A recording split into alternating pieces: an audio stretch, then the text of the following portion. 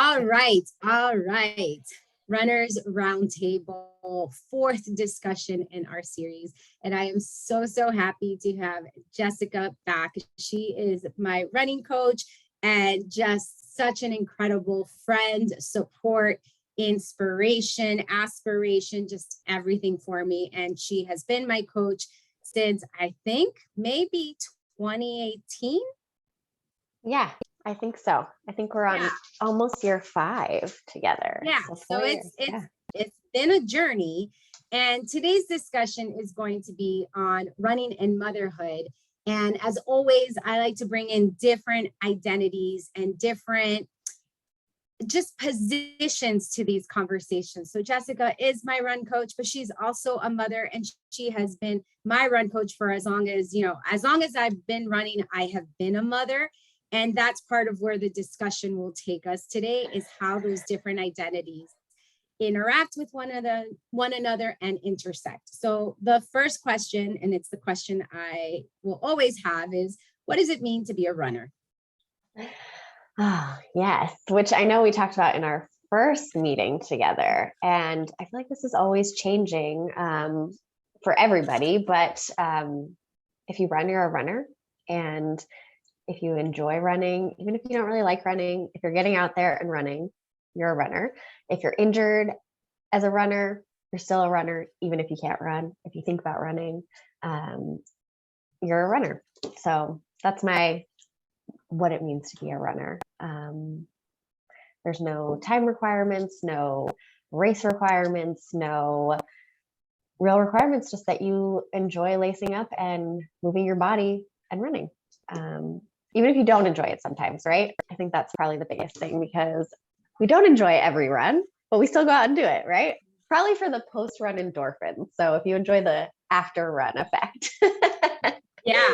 I always think of Sabrina, one of the Team Sugar runs, one of our fellow runners there. And in our discussion, she's like, I don't like running, but I like the feeling of it afterwards. And I would say on 90% of my runs, I think of that, because I'm like, yeah, this is really hard. Why am I doing something this hard? And then when I finish, I'm like, that was amazing. That was so good. Even if it wasn't a good run, I'm like, I can't believe I just did that. So there's definitely this push and pull of like, oh, it's such a struggle. But then when you finish, you're like, oh my God, I accomplished that, and no one can take that away from me. So I love that definition. And that's definitely something that I've heard from people, that they loved how you defined running, like being a runner as, even if you're thinking about it, you are a runner. Like, how important is this runner identity, or this act of running in the space of our thoughts? And if it's high up there, then you are a runner. So I always appreciate that definition, because it's expansive. And definitely my goal is always, how do we make this just a more expansive experience? So the second question I have for you is, just tell us about your journey to becoming a runner. Oh, yes. It's a long one. I was a soccer player for a majority of my young life. And I loved that. I loved the team aspect of the sport. But obviously, once you get out of school and you're no longer really on team sports, there's kind of this thing about like, well, what do I do to kind of fill that? And I wouldn't say void, but like to fill that desire to push myself. And so I found running. A friend of mine had signed up for a half marathon, and I thought, I think I can do that. I'm gonna try it. So I signed up, and I downloaded a plan online and followed it to a T, because I'm super type A, and I raced my first half marathon, and I fell in love with it. And that was 15 years ago now, a long time ago. And so I went straight for a half marathon, never did a 5K or a 10K, nothing like that. I went deep into the long distance and really loved that. But it took me a long time to run a marathon. I loved running half marathons for about 7 years. And when I was about to turn 30, I said, I think I'm going to do one marathon, and I want to do it before I'm 30. And then I'm going to be done. And of course, we know that everybody says that and they're not done, right? It's kind of like, I'm just going to run a 5K and then I'll be done. But you just get addicted to this thing. You enjoy the racing environment. You enjoy these other crazy people who are out there just doing this running thing with you. And so it's this whole community that you almost didn't realize existed, because a majority, I think, of people start running alone, which is also what I enjoyed about it, was just this time for myself. I was in college and then went to grad school. And so I really enjoyed that time for myself, to just be with my thoughts. And then to see that there are all these other people out there who like doing this thing that I like doing, and we all race together. So I really enjoyed the racing environment and got into marathons. And around the same time, I became a coach, and I eventually built this amazing online running community of Team Sugar Runs. And we are now 6 coaches with over 150 athletes, and all over the country and the world. So we do coach athletes worldwide. And this was really my first baby. So before I became a mom, my business was my child. And it was time consuming and exhausting and enjoyable to throw myself into something that I loved so much, because I wanted to help other people enjoy their experience with running and have a support system in place. And then I became a mom, and my running has changed greatly. I used to be very, as I said, type A, and to a T, we follow the training. And now it's very flexible, and I have enjoyed running for, again, that same initial reason why I enjoyed it, which was for my me time, my time for myself, my time to be with my thoughts, my time to be alone, which is not very often anymore. And excuse me, I haven't gotten back to the racing that I would like to, but running has been, I think, for a really long time for me, just this vision of a lifelong relationship with myself and with my body. And so just always thinking long term of, even though I'm not doing necessarily the things I want to be doing right now with my running, that time will come. And so I'm patiently waiting for more time for my running. And for now, just enjoying the time that I do get with it. So that's my story. Yeah, I love that. And I know that if you can just remind me and remind all of us, when did you go into coaching full time? Because I know there was definitely a point in time where you were doing both. You had your office job and then the passion coaching job. So I started Sugar Runs in 2017. And then I took that full time in 2019, at the end of 2019. So it was, the beginning of 2019. Time feels a little weird after the pandemic. Yeah, that's why what time it is. I was trying to put the timeline. Yeah, I was trying to put the timeline myself into place. I'm like, really? Because I remember it being a little bit different. Yeah. Okay. So that's why I'm like, because I know when I started working with you, you definitely still had the office job. And I can remember I feel like you even did a post on Instagram saying, okay, I'm doing this full time. And then I feel like it was not that long after where you announced, hey, we're bringing someone onto the team, and hey, we're bringing someone onto the team. And I think this year you've brought 2 new coaches on to the team, right? Yes. Okay. Yeah. So you're doing so much. And that's why I say it's an aspiration and an inspiration, because I really do appreciate how you talk about how this coaching business was your first baby, which brings me to the question of, so what was your journey into motherhood like? Yeah, that was interesting. So I had been training for my ultimate goal with my running was to run a sub 3-hour marathon. And I was really hopeful to run that and then start a family, because it's hard to tell what's going to happen to your body after you have a baby, and where your life will shift and how things will be balanced afterwards. So I had put off family planning to chase this big goal. So I made 2 attempts, and the first one went poorly and it was a rough time. The second one I got pretty close, but I didn't get there. I ran a 3:01:24. And I was hoping to, this was December of 2019, and I was hoping to run another spring marathon to make my next attempt. And then the pandemic happened. And initially, I think everybody thought, oh, this will be really like 2 weeks, you guys, and then we're back to normal life, right? And nobody could have foreseen that this would have been years of no racing or minimal racing and no opportunities to do that, let alone the mental and emotional impact that would have on people. And so pretty early on, I think my husband and I realized it wasn't going to end. And we decided to try.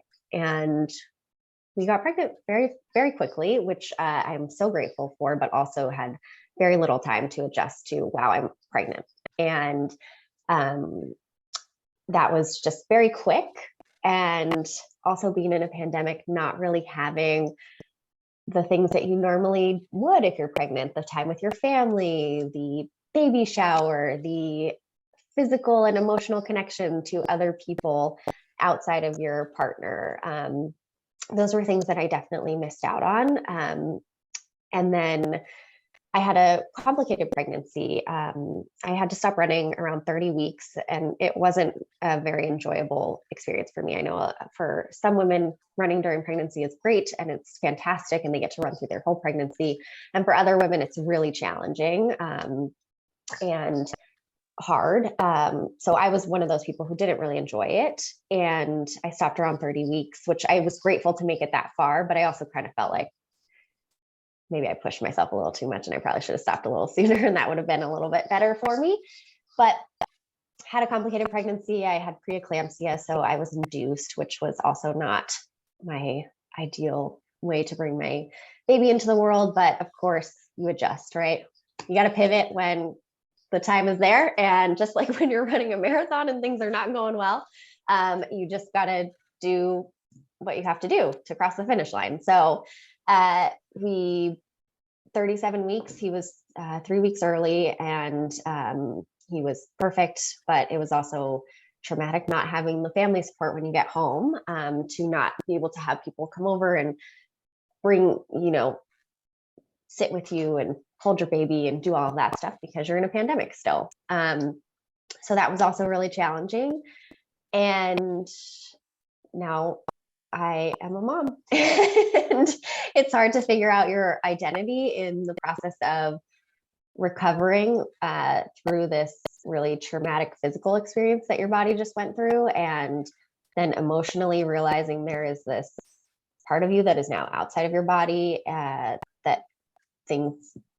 bad things can happen to, right? I had a lot of postpartum anxiety, probably more intense because of the pandemic, just being worried that my child is going to catch COVID. He's so little, like what's going to happen to him? So it was a super challenging time. I really wanted to get back to running quickly, but I knew that was going to not happen. So I, went through those normal channels of, not normal, right? That's not normal, right? Pelvic floor physical therapy is not something I think that a lot of women talk about or know it should be part of their recovery from motherhood or from childbirth. But that was something that I sought out, and I waited till I was 11 weeks postpartum to do my first run. Had some complications that prevented me from running until I was almost 8 months postpartum again. So I've only been running again for about a year now. So I still feel very much like a new runner, still trying to figure out how to be a new mom, even though my child is now 18 months old and he is finally in daycare. But it is very much, I don't know, motherhood is beautiful, but it is also traumatic. And I'm not quite sure everybody agrees with that, but if you do, I'm your girl. Yeah. And I'm going to agree with you too, because I think there's also, I feel like we hear the word trauma and we think immediately something bad. And I like to have a definition of trauma as just something that happens that completely shifts your life on its axis. So it doesn't have to be bad. It doesn't have to be good. It's just something that all of a sudden you were in lane A and an event happens and now you're in lane Z, right? And it's like, whoa, how do I kind of, maybe I'll never get back to lane A, but maybe I can go to lane M, right? Like, how do I get myself somewhere back? So when I hear you say that, I'm like, yeah, I totally think that. I have 2 daughters and my kids are 12 and 10 right now.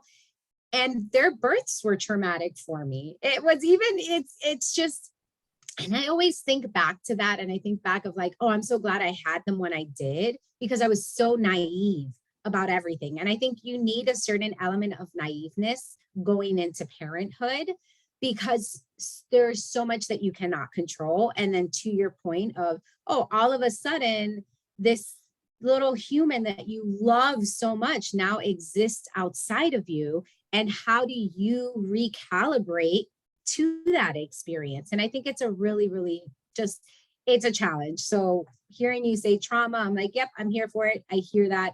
I see that. I understand that, because there's so much change that we have no control over. And as mothers, and of course, we're only speaking from that mother experience, but as mothers, it is very easily to lose ourselves in motherhood. And that's also pretty traumatic, because you go ahead and you spend, for you, in your case, we're talking about at least 30 years of it just being you. And you thinking about you, and even with your husband, yes, but it's 30 years of you knowing who you are. And then all of a sudden you have a child and it's, oh, wait, I don't know who I am anymore. And that's been one of the things that I've loved about watching you on your motherhood journey, because it's like, not only are you my coach, but I'm also a big cheerleader of yours. I remember seeing the 3-hour marathon and, we all sent you like a video cheering you on and tracking you and all of this, because that's just the community you've created. You've created a community where, yeah, you're the coach, but also we're all supporting each other, regardless of who is coaching who and whatnot. And it's so interesting to hear you say these goals and how the goals have changed, or even just now that you're still navigating being a new mom. And on top of that, you're navigating being a new runner, but you're not a new runner, right? Like physically, it may feel like a new runner, but you have all this experience. And I remember you telling me during one of our calls, and I think you even mentioned it in our last discussion, where it's how you, during that time that you couldn't run, you still very much felt like a runner because you were living vicariously through all your athletes. So yeah, I just want to validate all of that experience, because motherhood is so hard. And that was one of my realizations this year. I truly enjoy how my brain works, because for me, I didn't start running until my youngest daughter was 6 months old. And I did it for them. I was like, I want to be a role model of a healthy woman. I had no clue what I was doing. Again, I was 6 months postpartum, didn't know what pelvic floor, physical therapy, recovery. I had no clue what I was doing. Like, I was just, okay, those are sneakers. Let me put them on. Let me put my kids in a stroller and go out whenever I could go out. If it was the middle of the day, we went out in the middle of the day. If it was at night, we went out at night. In the morning, we went out. And I truly had no clue what I was doing. But similar, I was like, oh, couch to 5K. I think I can do that. And so here I was already a mother, and that was really hard. And my experience with my first daughter was very much so, I lost myself. I lost myself in motherhood, and I did not know how to cope with having someone need me as much as a child needs me. I felt like I didn't have much of an outlet, partly because of how I was raised. I was raised to think that, like, oh, you have to do everything by yourself. You can't count on people. So that's a parallel to your situation of, oh, you're doing this in a pandemic when you literally just can't, right? Like, you can't, like, you physically can't out of safety. When I had my child, I couldn't, because of the mental walls I had built around myself over what I thought it meant to be a mother, over what I thought it meant to parent. And Thankfully, I don't think that anymore. So that's why when you're like, it's traumatic, I'm like, yeah, it is. Like, why are we trying to make parenthood and motherhood a beautiful, flowy experience? And it's not to say that it's not, but it is to say that there are some really challenging moments that are so demanding that it is easy for a person to forget that they existed beyond that role. So I just, yeah, I mean, that was my experience. And I remember telling you, I'm like, I started 6 months postpartum. And you're like, how did you do that? And I'm like, I don't know. Again, it was another one of those experiences where I just didn't. And I think that's the joy of not knowing, but then just trying really leads to some spectacular things. But now I know, I'm like, oh my God, my poor pelvic floor, my core, like, what was I thinking? I never ran. And yet I thought, let's start running by pushing kids in a stroller. Like, what? I mean, it doesn't make sense. And yet that was how I started. So to me, it's interesting again, because it's like I hear you speak and I see myself reflected in that experience too, because and it's something that I wanted to touch upon with you in terms of the goals, right? Like, how do you, and for you personally, and even for you as a coach, and I say again, for me as someone who works with you, I know that I'm like, someone is sick in my house and you're like, okay, chill, like, it's good. And it's again, you've created that where I feel comfortable enough to come and tell you like what's going on. And I feel like you've always done such a good job as seeing me as a full person, that this relationship here, it reminds me that, okay, wait, I'm not just a mom, I'm not just this, but at the same time, I have someone who understands that sometimes that mom role does have to take priority over everything else. Or sometimes I'm just so beat up that I can't finish a run, or whatever the case is. So in your experience, both personally and then working with athletes, I guess the real question I have is it even possible to balance running and motherhood? Yeah.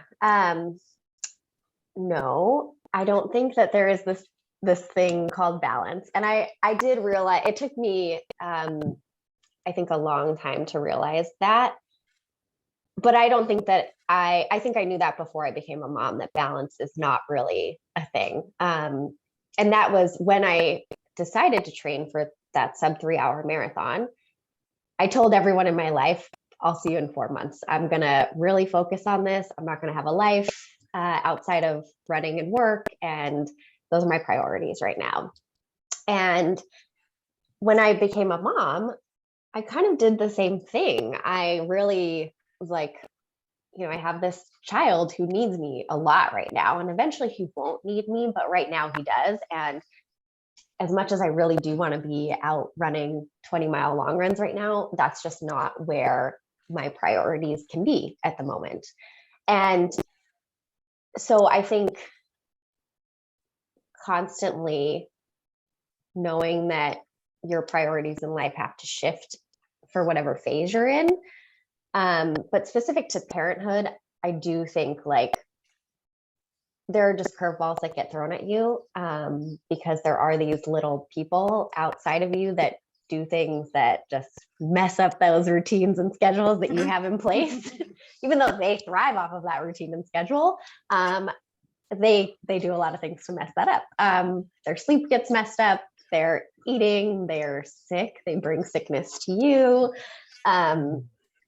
So I don't think there's a thing called balance, but I do think there is a way to make things fit in a way that makes you happy, as long as you're willing to shift your mindset around things. So for me, that was a big thing, knowing that I wasn't always going to be able to run in the morning sometimes. If my son wakes up early and I have to be with him, I'm going to have to find some other pocket of time to do my run. Whereas before, if I didn't get my run done in the morning, it wasn't going to happen. Like, that is my time, and I would always get up. And there were obviously no other factors impacting me getting up aside from maybe I snoozed my alarm, right? But that was my own personal thing. But now there's an outside factor that can really impact when I do my run. And so being more flexible with the fact that it's not going to be perfect But I truly think that's not just applicable to parents. I think that's applicable to everybody.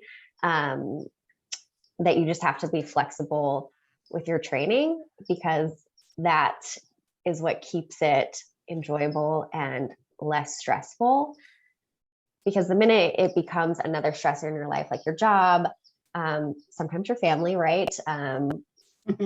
Other things that really do stress you out, it's no longer fun or enjoyable. And that's what running is for us. And it should be 90% of the time, right? So I don't think there is a thing called balance, but I think knowing that, you just have to figure out what's the best balance for you and what you can sustain, right? Because I do think there's that balance between sustainable and unsustainable. That's the important thing. So that balance needs to be there. Does that make sense? Yeah, no, it does. And the reason I asked, like, I was very intentional with the wording on that, because I've recently, probably within the last year, I don't like the word balance. Like, I think it's a crappy word. And I think it puts a lot of expectation, like the weight of expectation on our shoulders. So I use the word balance because everyone's always like, oh, you got to balance, you got to balance, you got to balance. The word that I actually like to use is harmony. It's like, how can you bring more harmony? Yeah, right. I love it. One. Yeah. Like, how can you bring more harmony into your life? Which that's what I'm hearing from you. Like, and I'm curious if for you, motherhood is something that has prompted maybe more of an emotional switch in your approach, your personal approach to running, because I'm hearing you say a lot of like, if it brings you joy, if it feels good, if it's less stress, and if it's that. And to me, and I'm making a big assumption here, so totally like cut me down if I'm going too far, because I feel like that's a very different, maybe Jessica of today is focused more on feeling versus the Jessica of a few years ago that was going for that sub 3, that was type A, that was like, if I don't get it done, I don't get it done, like it's fine.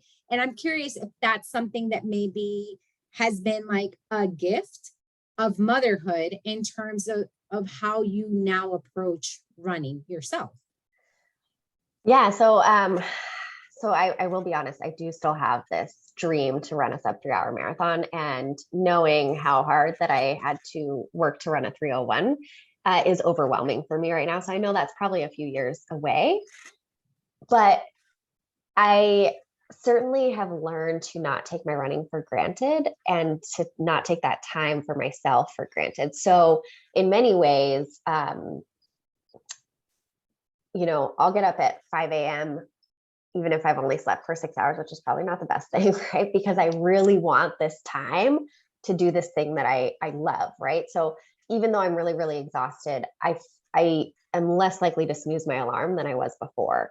And there's this drive that is, I don't even know where it comes from, but it's just this drive where I just do, and I don't think about it. And also I think taking every run and just being happy that I'm able to do it is a new thing, where I would get so hung up on a workout that I bombed, right? Like I would walk away from a workout if I wasn't hitting my paces. I would, get so annoyed with myself, right, that I couldn't do that workout or whatever. But now I go out and I do a workout, and whatever happens, happens. I'm going to finish the workout because I get to be out here running, and I'm so happy about it. And regardless of whether I hit the paces or not, like I'm going to try. And so I definitely think I had that try mentality a little bit closer to before I got pregnant, just kind of continuing to show up even if it sucked. But now I know, like, I'm not going to skip a run. I'm just going to figure out how to make it fit. And if I have to go out there when it's 90 degrees out to do my speed workout, okay, it's probably not going to go too well, but I'm still going to go out there and do it because that's the only time I have to do it. And it's still going to be fun for me because it's my time for myself.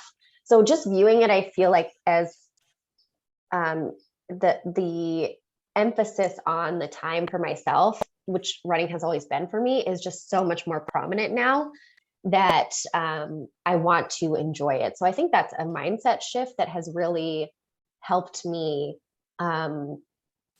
find more joy. And I think closer to the end of the, right before the pandemic, I had sort of lost some of that joy in running because I was so hung up on this time goal. And time goals are nice, right? Like it's, data is helpful for us to evaluate how we're progressing. But it's not everything. And sometimes I think when we put this goal in our mind, and I recently did this to myself, trying to run a sub 25K, you put a barrier there and it's that much harder to get over. And I realized through that whole process of even trying to run a sub 25K, I ran a 20:07, but in that third mile, I was like, why am I out here working so hard? I'm exhausted. I have no mental drive right now to fight for this time. And I'm not having fun right now. And that for me was like, okay, I'm not in a position to be racing for time right now. And that helped me just accept a new phase for my running. And I think that's important to go through those processes with yourself and make sure that your mindset is in the right place for your training, because that makes the training more enjoyable. So does that answer that? Yeah. Question? I love that. Okay. No, I love that because as I'm hearing you, I'm like, yeah, I totally don't get enough sleep. Like I already know that. Like I know that. I know I don't get it, but you're absolutely right in that. Again, in my experience, it's the same where I'm like, even if I snooze a lot, I'm like, I gotta get up. I gotta get up because there's something for me. And for me, it's a few things. It's one, I love being awake in the house when everyone's asleep. Like, I'm like, everyone's safe. Mom, at that point, I'm like, mom can have a party here. I don't have anyone to worry about. It's so like, there's just something so nourishing about being up before everyone and knowing that everyone's okay. Like they don't really need you, right? So I know I wake up early and I have to get my run done early. And I always say, like, it's similar to you where it's like me time. Somewhere along the line, it wasn't just so much like, oh, I need to get it done before my husband goes to work, because that was kind of the excuse that I had for a really long time. And I'd say definitely during the pandemic, it turned from I need to do it before my husband goes to work to, oh, I need to do it so that I feel mentally alive and alert for my children, so that I can feel ready for them. And there are definitely some days where I would laugh, like I would drop my kids off at school and I would say, oh my God, that was harder than any marathon. Like that whole, like getting them ready to school, you know, there's like a shuffle. Like there's some days people, again, like my kids, some days they move really quickly. Some days they're moving slow. And then when they move slow, they blame it on me for being late, which that's just, everything's my fault here. So I'm like, no. I need my runs in the morning, even if I'm tired, even if I feel like I didn't drink enough water or eat enough the day before. I'm like, no, I need to do that because this is where I have that time to, very similar to you, where it's like, oh, I get to listen to my thoughts, because that's another thing that I say, that I'm like, when I'm with my family, there are at least like 4 different voices in my head. There's my voice. Actually, it's 5, because it's like my inner voice, the voice that is talking, my daughters, my husband. And it's like, oh, but in the morning,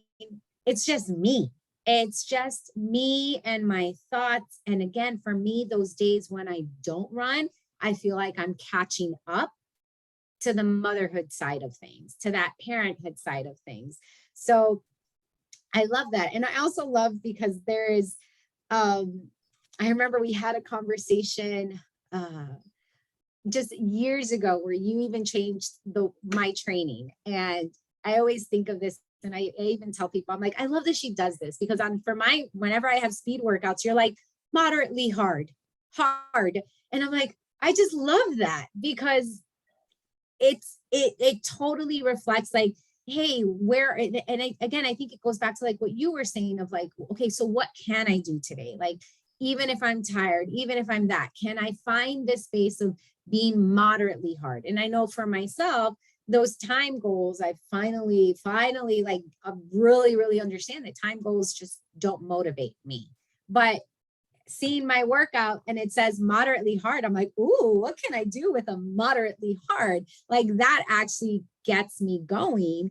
And I think it's just like those mind shifts. Like it really is our mindset is so important. And And it really does. The feeling on the run definitely transforms itself into something different when you realize and you remember that, hey, this is the time that you do have for yourself. Because once the day starts, at that point, you're just looking for little pockets and moments to be able to breathe, or to be able to just be you. And it's like, even here, I'm like, oh, we have this time here. And yet my brain is still very aware of, okay, what's the time? Do my kids get off? Am I going to be able to have lunch before I pick them up? What is their mood? Like, that mom brain does not shut off. It just doesn't. But when I'm running, it does. When I'm running, it's like just a breath. It's like that first breath in the morning where you're like, I'm here.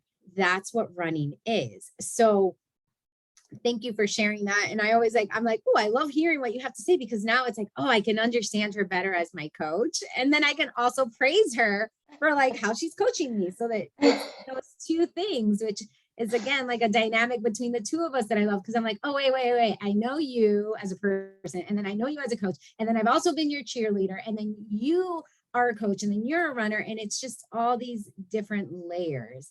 Well, and it's kind of interesting because I feel like I am almost on the same path as you a few years ago, right? When we did start changing your training, and that's been more of a motivator for me now too. So being with you on your running journey, and I would say the experience with all of my athletes has helped me have more self-awareness about my own running, and just understanding how to shift that perspective. And of course, I have a coach too, but it's also just knowing the journeys of these other people that I am along with, that I'm like, I'm experiencing the same thing that Stephanie was. And so it's a really good connection to just see that happen for myself when you've already experienced that, right? So, and I was able to experience that with you at that time, and it prepared me a little bit better for when I experienced it. So thank you for helping me. I always tell people, I'm like, please, take advantage of my stories and of my experience, so that when you get there, you don't make the same mistakes or have the same struggles. Just like when you get there, you're like, okay, I'm ready for this. So I love that, because I'm definitely there are moments where I'm like, right, I really do. I tell people, I'm like, please learn from me. Like, especially now in this phase of parenthood, where again, my oldest is 12. She's a little teenager. It is a very challenging phase. And when I tell the stories, I'm like, just listen and listen to what I did, and listen to what I thought I should have done. And then maybe when you get there, you'll know what to do. But yeah, I love it, because running is definitely, I always, it's like, just running is there is definitely a run a few weeks ago that went like, I just went out so much harder than what I was planning. And when I finished, I was like, it's because I got in a fight with her. Like, it's her, like, we got in a fight. I didn't want to run that fast, but because it's just so, like, I needed that outlet. And that's often part of, like, that was one of the things that drew me to running. Once running transformed from I'm doing it for my girls to I'm doing this for me, it was that running is that safe outlet for me to physically experience whatever I'm experiencing, right? Like, I'm like, I can't yell at my, maybe for you in the future, it's like, wait, I can't yell at my toddler, but I can go out there and just kill it on the track, right? Like, okay. And then you finish and you're like, all right, I got that out of my system. So I find that running is also that space where I can kind of express certain things that may be in the relationship with my kids that I cannot. So I appreciate that too. And it's also where I can process, where I'm like, oh my God, is that really like what's happening? Are we at this phase? Is this, like, because we don't, to me, it's just amazing. And I've said this before too, where it's like, it's amazing that you have all these women and birthing people out in the world, just walking around like nothing. Like, we're just like, hey, we're humans. Okay, we're here. And it's like, but you grew a human, and then that human came out of you, and then you're responsible for that human's life. To me, it's so amazing. Wild. And yeah. It is really wild. So now the question I have for you is, because you still have this big goal, how do you anticipate going after that goal? So here, and the reason I asked this is because, and I told you this story when we spoke a few weeks ago, where it's like, I remember when I was training for the Chicago Marathon, and that's something that has really, really, again, I started running after having kids, right? So I have done all my half marathons, all my full marathons, all this stuff after having kids. And last year when I did the Chicago Marathon, I was just so high off of being able to race after all this time of the pandemic that I was like, yeah, let's do a marathon. And I have legacy status, so that's like an easy one for me to get into. And while I was training, I'm like, wow, I really don't like this. Why am I doing this? And during the race as well, I remember it must have been like definitely by mile 5, I was like, wow, I really don't like marathoning. Why did I think this was a good idea? At the halfway point, I was like, there's still another half marathon to go. Why am I doing this? And, at that point, my family was in Chicago too. So I was like, okay, remember, like, your family is going to be there.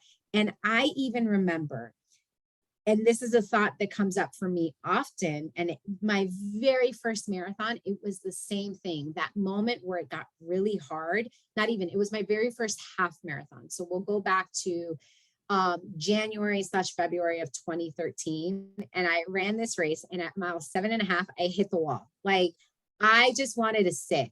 Like, my thought process was, can we just sit and wait for the little bus to take me home? That was the thought process. I was so ready to be done. And then this thought popped up of, oh, my family has sacrificed their Saturday mornings for me to go do my long run. And let me tell you, that got me out of that thinking process real quick. I started to walk, and I was like, you know what, let's just walk. I walked a mile, and then I was able to walk at that time, the rest of the race. And when I finished and I came home and my kids saw the medal, again, they were really young. They were, at this point, just shy of 3 and 1. They were like, oh, a medal, like playing with it. Had no clue what it was, but I was like, oh yeah, remember, like, I sacrificed that time with I'm going to finish this. And every single race that I've done since that, that's always something that comes up for me, where again, it came up for me last summer, where I was like, oh yeah, remember those Saturdays where you would run really long and then come home and be completely useless to your family? Okay, this is where we finally make up for that. Like, this is part of it. So I'm curious, as you start to look forward to that goal, what are the mindset shifts that maybe you have to make, or what are the shifts that you have to make? And also, what support do you need as a mother? And this is a question for all of us. As mothers, what support do we need when we are chasing these big running goals that are so important to us? Yeah, that is such a big question. Because when I do start thinking about it, I think, man, that is impossible to do. But I know it's possible, because there are many women and birthing parents who do this, right? Who train for marathons, who chase their goals. And so I know that is possible. It feels really impossible for me right now. And that's kind of where I don't have a timeline. I think before, I had this rush to do it because I wanted to have a baby and I wanted to accomplish this goal first. But, and I am now in my late 30s, so time is not necessarily on my side as far as eventually I will slow down. But there are women who enter their 40s and still PR. So I'm trying not to think of time as something I have to beat. Because I won't ever get this time back with my child, right? Where he is growing so much, he is changing almost every day. And so trying to keep that at the forefront for me, because that's important to me, which honestly, before I had him, I was thinking I would be out running and my husband would be with him and I would be fine with it. But I can't stop thinking about my child being awake when I'm out running, unless I know he's asleep. So it's really like this mental thing. So I think once he starts sleeping better, and sleeping till 7 at least in the morning, I will know that I will have at least 2 hours if I get out at 5. But so I think really approaching it in a fashion of, do I have the time to run that? And do I feel comfortable at this stage in his life stepping away for that long? Or sacrificing enough sleep, I guess, which I think we both know, like when you are going for big goals, like sleep is super important. So that's another thing. Like, I know I don't get enough sleep right now to do that. And figuring out when I can. But the biggest change for us recently has been finally getting childcare for my son. And that started 2 weeks ago. However, he was home with us for 10 days because we got COVID. So we basically have had 5 days of daycare, and that's been super helpful. That's another way to just have time. And obviously I'm working during the time that he's away, but it's just to have this separate space where I can be focused. And then when he gets home, I can be focused on him. And in the morning, when I go for my run, I can be focused on my run. So it feels like there's more segments for me. And so I think having that supportive, for us specifically childcare, has been a big shift that I think will continue to help me chase that goal. The other thing is having a supportive partner. I've asked my husband multiple times if I should just give up on this goal. And he's like, no, you're going to run a sub 3 hour marathon, whatever we need to do to get you there. And so that has always been for him. My goal has sort of become his goal, and he wants to support that. And so now it's kind of figuring out how to do that as a dad, not just as my partner, right? So for somebody to sleep in while you're running your 20 miles, that's an easy sacrifice, right? But to be with your baby for 2+ hours in the morning on Saturday because you're out doing your long run, that's kind of different. So making sure that he's set up and also feel supported enough by me so that I can step away and do that. My husband was very into photography before we had our baby, and that was actually, we were a team. He would shoot me running and we would go to races and he would shoot me racing and stuff like that. So that's been harder having a baby, trying to figure out how do I hold this baby and also shoot photos of you. And so figuring out where that part of our partnership goes as well. And how I can also support him in his hobbies too, because I don't know, this is kind of like, I do feel as the birthing parent that I've made many, many sacrifices, right? Sacrificed my body, the first year of his life, really just focusing on making sure that he's developing. I feel like as the birthing parent, there's a lot of pressure on you as this connection, right? Your child used to be inside of your body, like you are their home, and trying to also let go of that to let him be an independent person has been a little bit harder for me as he still needs me. So just making sure that I feel like, and not to say my husband is very adequate taking care of his son, but it's also like, I feel sometimes like he doesn't have the same tools that I do, right? Or the same, maybe just connection. And this is probably entirely in my head, right? It's just, do I feel like they're both going to be okay when I get back?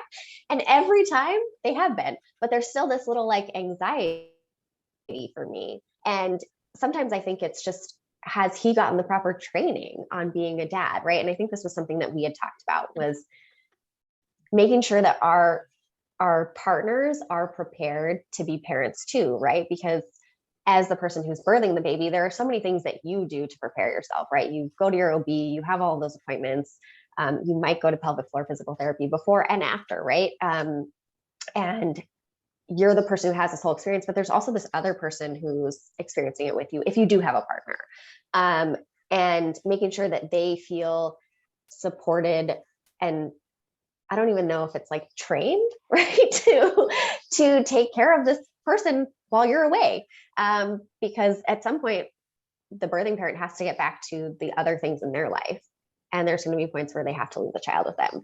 And I know this was something we talked about, which I really do want to hear more about this from you. Your thoughts on that support system for partners, and we can really say dads, right?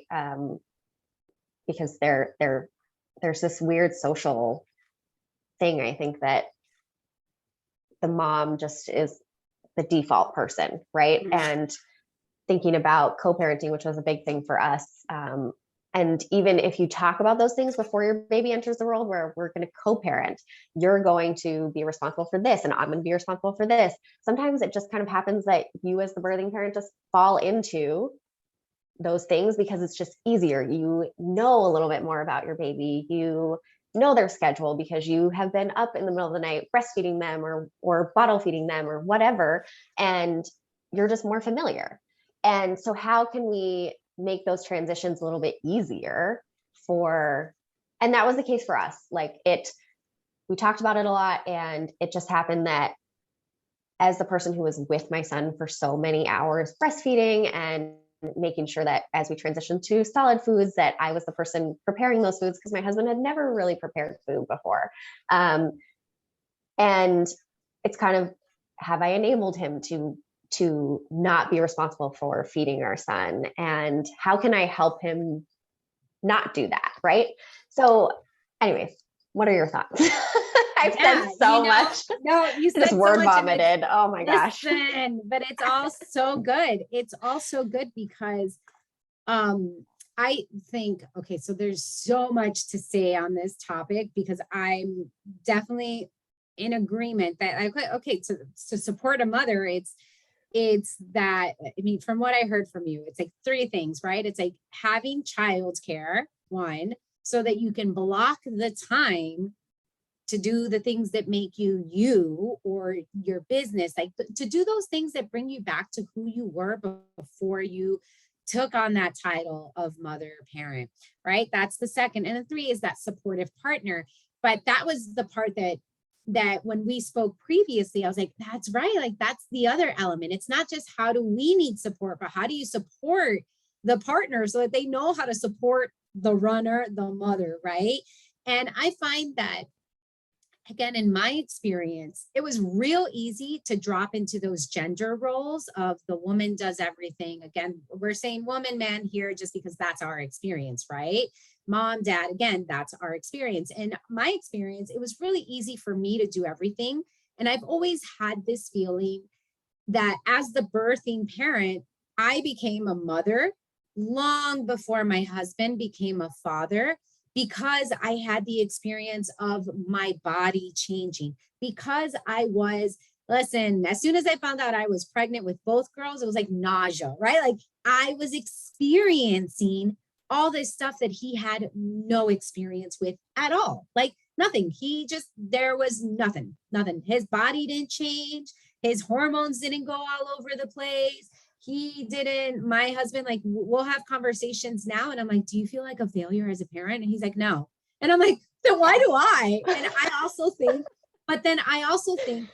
to that, I also think that mom guilt, and I've had this discussion before with my husband, and again, he looks at me like I'm an alien, because he's like, what are you talking about? And I'm like, how do you as a dad don't experience any of this? Because my husband is able to go out into the world and almost be just revered for being a worker, being a man, and then being present, right? And it's not to say that those aren't good things, but it's like, man, the bar is set so low for men that they really are crippled in some ways when it comes to caring for their children. And I remember that being like a big thing when I had my daughter, is that similarly, it's like, oh, wait, I'm the one, I had a C-section with her. So it's like, oh, I'm the one that's recovering from a surgery. I'm the one that is taking my child to these mommy groups. I'm the one that's being told that I'm not enough because I had a C-section, or that I'm not bonding with my child because I'm giving her a bottle. And it's like, that's not fair. My husband gives her a bottle and it's okay. But for me to give my child a bottle, there's something wrong with me. And that was definitely part of what made that first year with my oldest so incredibly hard, because the demands on me were way different than his. He changed the diaper and it was, oh, yes, wonderful. I changed 50 diapers and it was like, cool, mom. Like, what do you need? It was just so bizarre how different it is. And I definitely had to have like a come back to self moment of, I can't be angry at him for what he doesn't know. I can be angry at the situation. And then also to your point of like enabling, where it's like, wait, I can also be a little bit angry at myself, because if this is my partner and this is the person I've chosen to have kids with, then I need to speak up. I can't just expect him to know. I need to speak up and be like, hey, dude, you need to do that. And I just remember, again, like with my first daughter, it's so easy to fall into these very stereotypical roles when it comes to caretaking. And I would be the one, because I was home and he still had to go to work. So I felt guilty waking him up in the middle of the night. And the only times I would wake him up in the middle of the night, and these memories still crack me up, because he would be sleeping next to me. I would be in bed trying to feed a baby. She would cry, wouldn't go back to bed. And I'm like, oh my God, I don't know what to do. And I remember there were days, and I'm not a very graceful person once I get like really agitated, and I would like punch him and be like, you need to wake up before I kill your child. And I would give him the baby and he'd be like so disoriented. And then it was like, oh, okay. So second time around, I was like, this isn't going to happen. Like second time around, I'm going to be like, hey, dude, like I need some help. But again, that first time around, I went into it thinking I have to do everything. And then also feeling the pressure that as the mother, I was the only one that could do it. And that is such a disservice to the fathers, to the partners. And it is also very much so a silencing of my experience in terms of how much I was suffering at that time.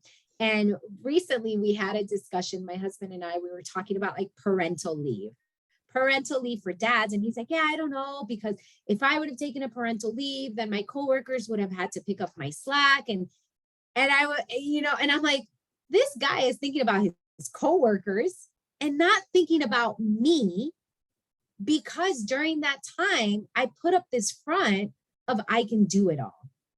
And again, it's all this stuff where I'm like, okay, yes, I can be mad at him for thinking about his coworkers, but at the same time, I need to be a little mad at myself, because I fell into that as well. I fell into that line of thinking. And I feel that it's so nuanced and so layered, all of this, that it really comes down to what you said in terms of, are we co-parenting?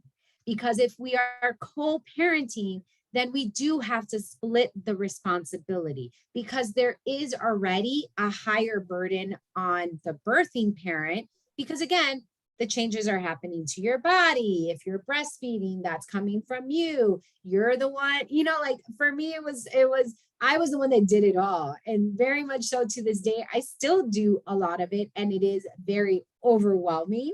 But there's it's like exposure therapy is how I think of it. Like, you just gotta go. You just gotta say, here, husband, here, child, y'all have AC, you have a room, you're literally at home with all the things that make you comfortable. You have the fridge, you have the water, you've got everything you need to function.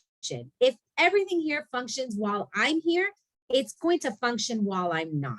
So you two have to get to know each other. And that's the hard part, because motherhood, at least from our perspective here, it is very bittersweet, because we develop a language with our children before anybody else does. Like, I feel like with my daughters, I had a language, and then my husband came in and was like, hey, what's up? I want to learn. And I was like, oh, okay, he has to learn. And even then, there's still moments now, and my girls are 12 and 10. There's still moments now where I'm like, how did he not get that? And it's like, oh yeah, because he doesn't spend as much time with them. But then I also have to know, like, I have to push myself to extract myself from it, because it's like, I can't get mad at them for not knowing each other when I'm always there being the mediator, when I'm Right. always there being the translator. I can't. So it is hard. And I will say that it is hard, and everyone will survive. And I try to think of it as, and maybe this is a nugget for you and for anyone else that's listening, I try to think of what's the relationship that I want my daughters to have with my husband.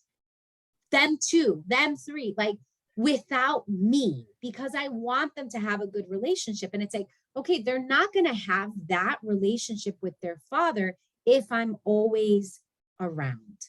Just like I know I have my own special relationship with my daughters because of the time that we have together, that time between me and them is a little more abundant than the time with their father.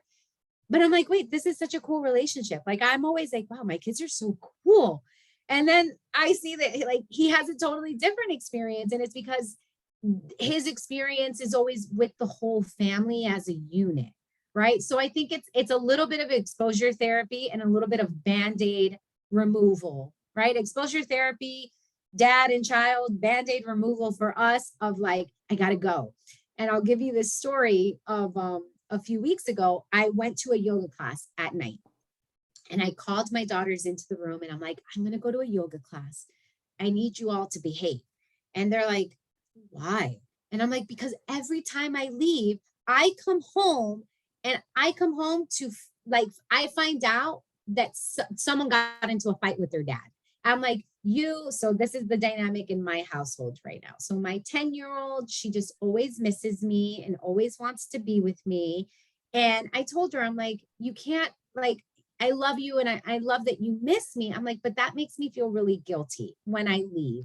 And I don't want to feel guilty when I'm doing a yoga class. And you have me later, you have me before, like I'm trying to explain to her. And I'm like, it's, you still have me. You still have me. I'm just going away for like maybe 75 minutes, right? Like, or an hour and a half, depending on how long it takes me to drive, take the class and get back. And I go to my oldest because again, she's 12. And I'm like, and you always end up in a fight with your dad. Can you maybe just like think about what you say before you talk to him? Like, can you pretty much, I'm just trying to tell my kids, like, have empathy. Like, let's learn how to have empathy for everyone in the house. I go to my yoga class and it's a very relaxing yoga class.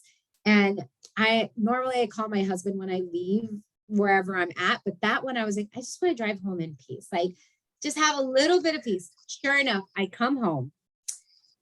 The door to the girls' bedroom open, and my oldest comes out and she's like, Bobby's mad at us. And I'm like, this is exactly what I said was going to happen, right? Like, I knew this was going to happen. I feel awful. My little one comes out and she gives me a hug and like, she's so happy that I'm home before she went to bed. And I'm like, ugh, this is parenthood, right? And this is motherhood of like, I even talk to them about it. And I talk to my husband about it, where it's like, hey, like, we had this discussion, him and I, not too long ago, where I'm like, these girls are growing up, right? So they're in this middle stage of still being your little girl, but then turning into women. And we really just don't know when the last of anything is going to be. So I'm like, just, try to take big breaths when you're with them.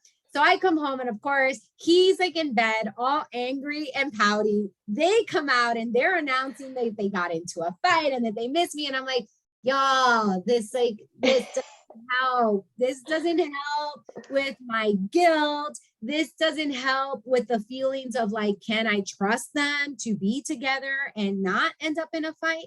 And it's like, we just have to, because if not, I don't know about you, but I don't always want to be around. Like, I don't always want to be the go-to person. Yeah. And if that's the desire, then that means we have to challenge ourselves to just subtract ourselves from the situation. And it's also like, and I don't know if you've gotten this before, where it's like, if you're out running, and I don't know if this has happened to you before at all, but it's happened to me. It happens to friends where they're like, who's taking care of the kids? And it's like, no one's taking care of them. Their dad is with them. Like, it's like, why can't you? No one asks my husband who's taking care of the kids. Everyone just assumes they're with me. So again, it's that double standard of like, what? Come on, kid on. Again, like I have a lot to say on this because I feel like the bar is set so low for men and then the bar is set so high for women. Again, we're talking about like just like heterosexual couples here in this, right? And it's just so upsetting because it's just upsetting because there's so much societal pressure that we have to deprogram and then reprogram into something else. And unfortunately, what that means is, fortunately, unfortunately, depending on where you stand, is that we have to be the ones doing the educating to our grown up adult spouses. Now, I don't know about you, but there are definitely moments where I'm like, dude, he's an adult. Like, how does he not get this? And it's like, oh, because there's a rhythm that he hasn't been a part of. And it's not that he doesn't want to get it. It's just he doesn't even know there's anything to get. Exactly. Yeah. I have had people ask me, where's Quentin? And I'm like, not with me. I don't know. No, but that's funny. It has been a lot of like, especially lately, stepping back because Quentin has become more independent. I can leave for a long period of time now and he will be fine. He eats normal food. It's like this phase where you realize like your baby will be fine without you, but also you're a little bit nervous every time you leave. And that is, it's a lot of reprogramming ourselves as well as our partners. And I'm as much preparing as you can do, because that's honestly, I thought we were super prepared to have a baby. And we were not. Like I waited a long time because I knew it was going to be really hard. I knew it was going to be a huge life change. And we talked about co-parenting and what we wanted the other person to do and how we wanted things to go. And it never goes that way. And it's just because there is so much pressure with this small, extremely dependent thing that you just have to do. And that's kind of where that gets lost, where you just start doing because you just are trying to get through your day and you're not communicating. And that has certainly been something that we've worked on. And it has been easier in the last, I would say 3 months, even just communicating what we need the other person to do. And what you said though, about like, it's also my fault. Like I have allowed these things to happen is something that took me a long time to realize. I held on to a lot of like, I am mad that you are not experiencing all the things that I'm experiencing with my body, with my emotions, with my hormones that I've been going through for the last 2 years. And how can I be mad at him? Like he has no idea. Like it's not his fault that I'm the one who had to carry the baby, right? Yeah. It would be entirely different, I'm sure, if he was the one who had to carry the baby, and that experience would be his own. But it's so interesting, like the creating this relationship with your child, and knowing that it will be different for you as it is for your husband and that or your partner, and that is okay too, right? It's just like every relationship that you have with somebody is different, and with your child it's no different, right? They're an individual, which is also weird, just thinking of them as like this person who doesn't need you eventually. And what that relationship will be is also whatever my husband wants it to be with his son too, right? And thinking that I don't need to make that for them. I need to just make my relationship with my son what I want it to be, and my relationship with my husband what I want it to be, and they can make their own. And that has been something that's been hard for me, instead of trying to like coordinate things for them. For him to just do it on his own with our son. So it's a challenge for sure. And I think you picked up, or you vocalized probably the most important thing here when it comes to what's the support for your support person is communication. And Totally.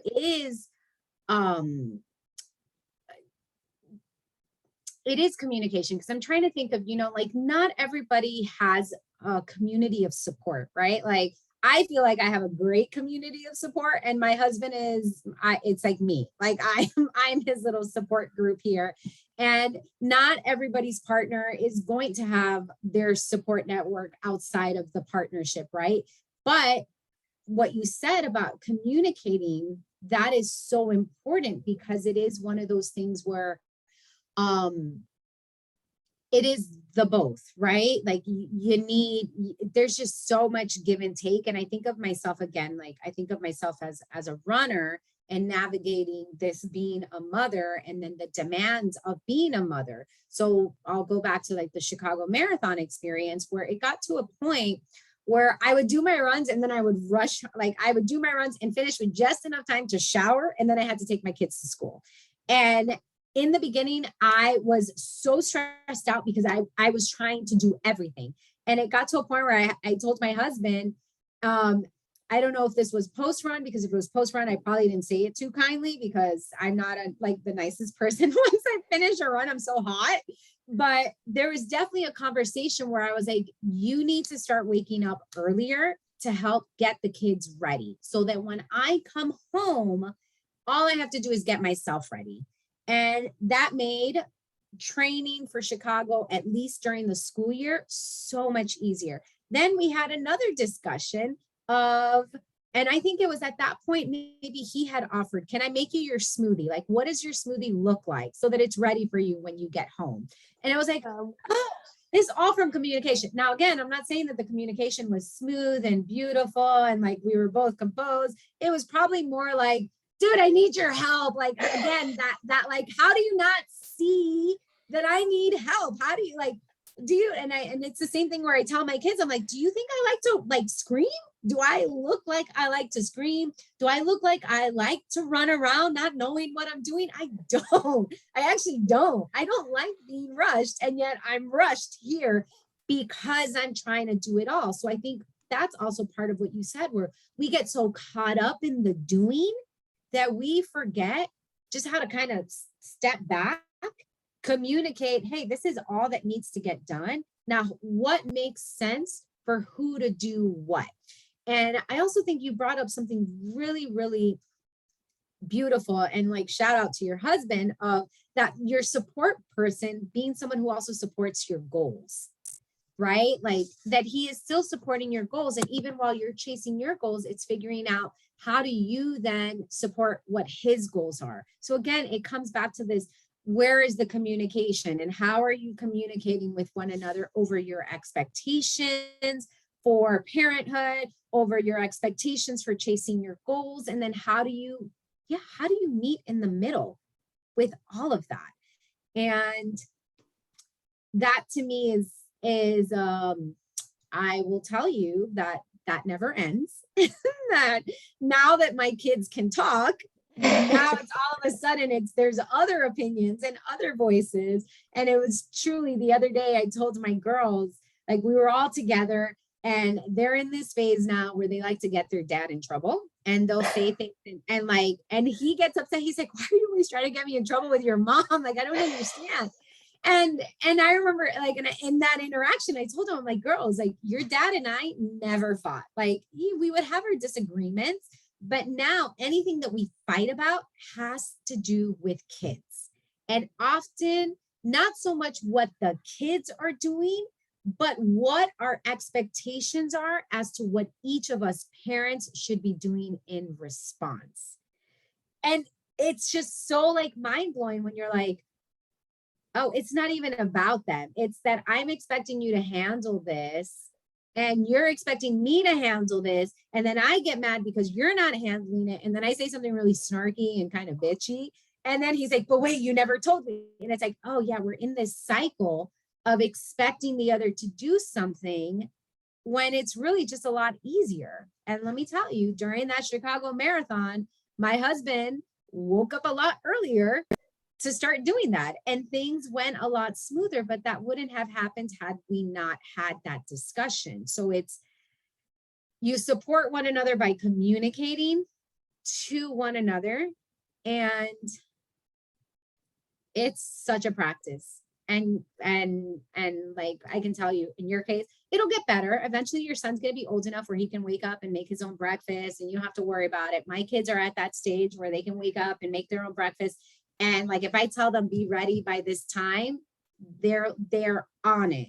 And that's, I mean, and we're talking about the difference between a year, because a year ago, if I were to tell them that, they were kind of like, oh, I don't know. Now, if I tell them, hey, you need to be ready by this time, they've got it. So know that certain parts get better, but as with anything, certain parts get better and certain parts get more challenging. That's just kind of how it is.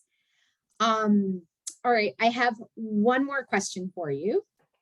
And this is the question that I asked as well. And now we kind of take it a little bit further in terms of, I'm a mom and I want to get into running.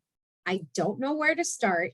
And I don't know if running and the running community are for me. What do you say to that? Ooh, well, it's definitely for you because the running community is for anybody who wants to be a part of it. And as somebody who, this is probably a better question for you, Stephanie, because you became a runner after you were a mom. For me, it's kind of like refinding the runner I was prior to being a mom, which I know that person's not there, but it was a practice for me, right? That I had started before Quentin arrived. And so becoming a mom and then also wanting to become a runner, I think is incredible. And I've told you this about your story because you are starting something that's new and so hard while you also figure out this role of mom. And so, and that's for new moms, right? But anybody, because I've also coached women who have been moms for years and are just starting running. And it's really just about finding the people that are going to support you. And so whether that is your partner, whether it's a running coach, whether it's a running group, whether it's just posting your runs to Instagram or to whatever community that you find to support you, that's all it takes. But also just knowing that you can also support yourself by just going out and doing that practice of running when you can. And I think that's the biggest thing is like when you can versus like, you don't have to do it every day. It doesn't have to be something that you do even 3 days a week. If you go out for one run a week for 20 minutes, that is a way to get into running. If you start with a run walk, if you start with 10 minutes, it doesn't have to be this big, huge time commitment because as a mom, you know that time is very scarce and it just gets more and more scarce, I feel like. And you have to find that time, but it doesn't have to be a lot of time. And I sometimes feel like when I talk to runners about who have been running for a long time, who need to get into strength training, all runners should do strength training, right? And it's this additional time, but you don't have to spend that much time doing it to really feel or see the benefit, right? And as somebody who might have limited time, you don't have to spend hours upon hours running to see the benefit. Start with 10 minutes, that goes up to 20, that goes up to 30. And before you know it, you might be running a half marathon. But also, if you don't want to run a half marathon, that's okay too. You can just go out and run. So that would be my advice to new or moms who have been moms for years who are trying to get into running, that it doesn't have to be this huge time commitment. It can be a small pocket of time that you find for yourself. What would your advice be? Because you did become a runner after you became a mom. So yeah. But first, I want to say something. And I just want to remind you that the person you were before set the foundation to the person you are now. So she's still there. She just looks a little bit different. She's still evolved. There. Yeah, she's totally evolved. She's like, she's like, all right, Jessica, whatever, 3.0, 5.0, beta, I don't know, like pro, however you want to put it. She's still there. It's just different. And I also just to kind of go back before I answer that question, I really have enjoyed this conversation because again, I've been with you for so long that I remember, and I told you this story, like I remember when we met up here in Florida and you were on the fence about having a child and I was with my kids and I'm like, well, if you can spend some time with me and my kids and still want kids, I think you're okay. Like I think you're good. So I love even seeing that evolution for you where it's just so beautiful because I think the minute when we set up those barriers for ourselves, like you said, like that 20, like sub 25K, like that's truly when we limit ourselves. So what you're saying here of like run when you can, what came up for me was this like idea of allowing yourself to fall in love with running, allowing yourself to fall in love with that process of running. And even to that, to piggyback off of what you said, for me, again, I started to run because I wanted to be a role model for my kids. And then I was like, this is really fun. I did a 5K and I was like, oh my God, all these people are so cool. And they were cheering me on because I was pushing kids in a stroller. I'm like, I want to be a part of that community. Like, I want to be a part of a community that supports you and cheers you on. And after that, I looked for a group. And it was a Galloway group here. Shout out to Jennifer. She listens to this. And I remember sending her an email and telling her, I really need to look through my inbox to see if I still have this email, because my email was basically, I have 2 kids. I don't know if I can commit to running, but I'd like to learn more. And her response was, hey, my sister has kids too. Just come and check it out. And I went, I checked it out, did the first like group run, was paired up with this woman who then became my training partner.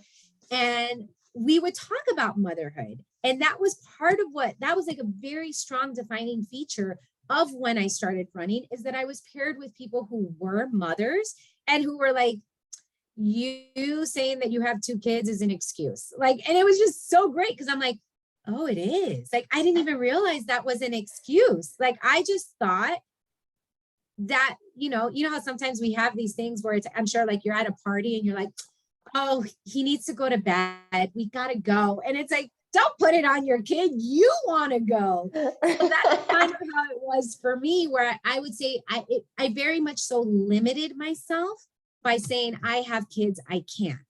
And I was paired with and met with people who challenged me on that in very loving ways because they mirrored the experience back to me.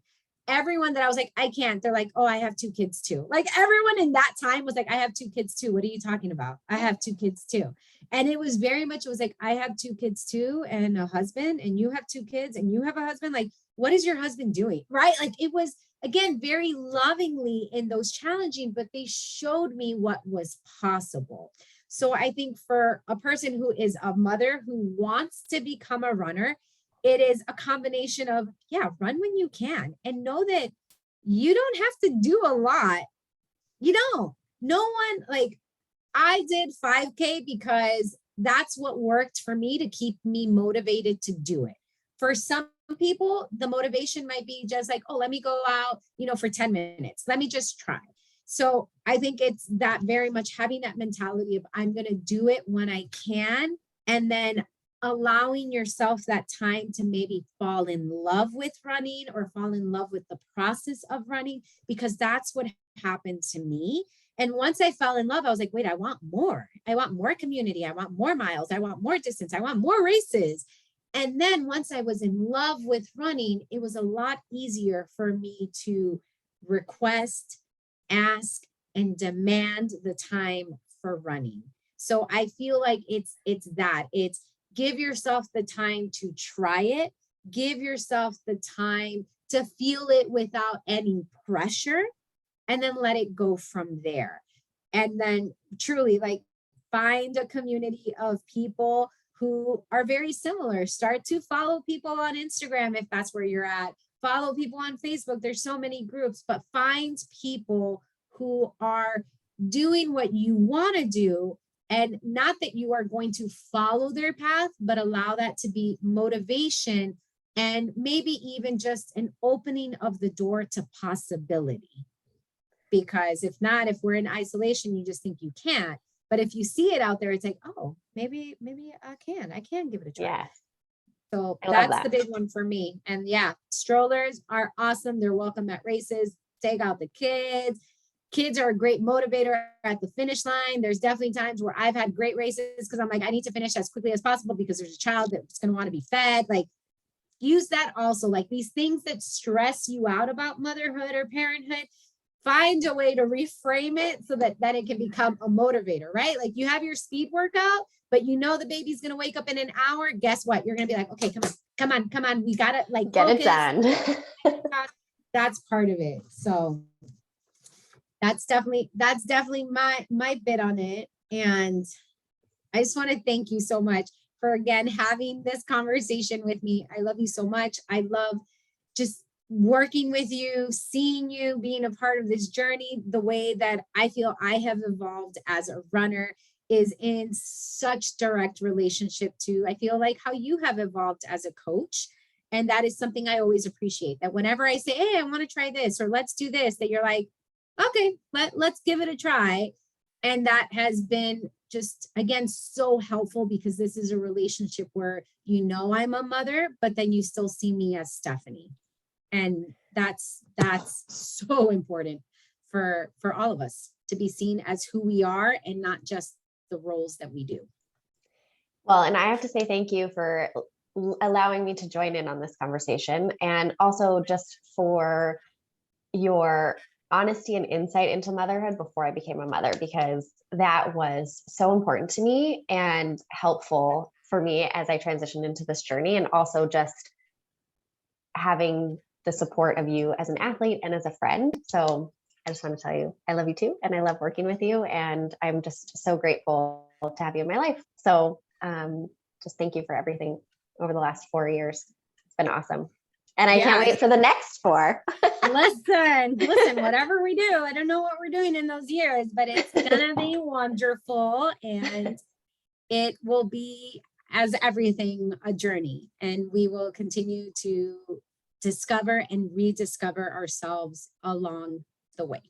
So thank you so much for being here.